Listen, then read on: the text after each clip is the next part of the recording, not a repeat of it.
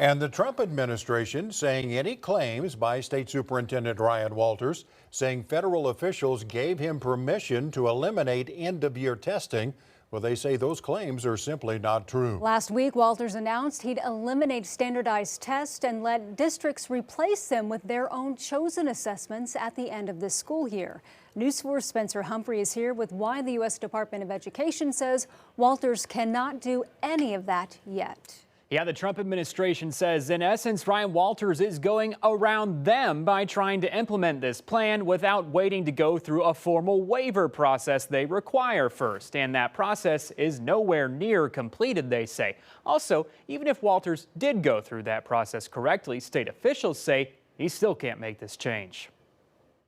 We went to the Trump administration. They were all for it. Except this week, the Trump administration says in no way did they give Oklahoma State Superintendent Ryan Walters the green light to eliminate end-of-school year standardized testing, as he announced last week. A senior U.S. Department of Education official telling KGOU Thursday Walters' announcement that he'd be letting Oklahoma school districts use certain benchmark assessments in place of standard end-of-year tests was premature, and that despite Walters making claims like this one, and the Trump administration goes, great, more power to you. The Trump administration official says the plan is in no way approved by the department, and that's really important to clarify for Oklahoma parents and families. Despite that, we told you OSDE still sent school districts a letter this week telling them they have until December 31st to pick a vendor to supply those new benchmark assessments. Meanwhile, the state agency that's actually in charge of administering and monitoring state testing told us OSDE has not looped them in on Walters' announced plan at all. And the Trump administration education official told KGOU before the U.S. Department of Education can consider granting Oklahoma a waiver to allow any of this, OSDE has to first run its proposed changes through a lengthy public comment process and consult with school districts about it. The official saying OSDE needs to take the public comment portion of this seriously and truly incorporate that and use that feedback before we go any further. In a Friday press release, Walters' office claimed OSDE has delivered multiple messages, hosted a series of webinars, and made the information publicly available multiple times beginning last Friday. Regardless, there's still another thing in Walters' way. But I think it caught the legislature again. It caught us off guard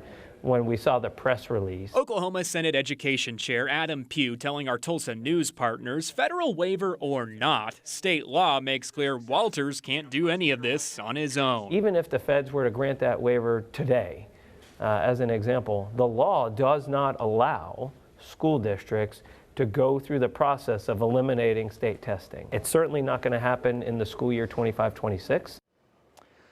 And we reached out to Walters' office again today to ask if he has any specific response to the Trump administration officials' comments. We did not hear back.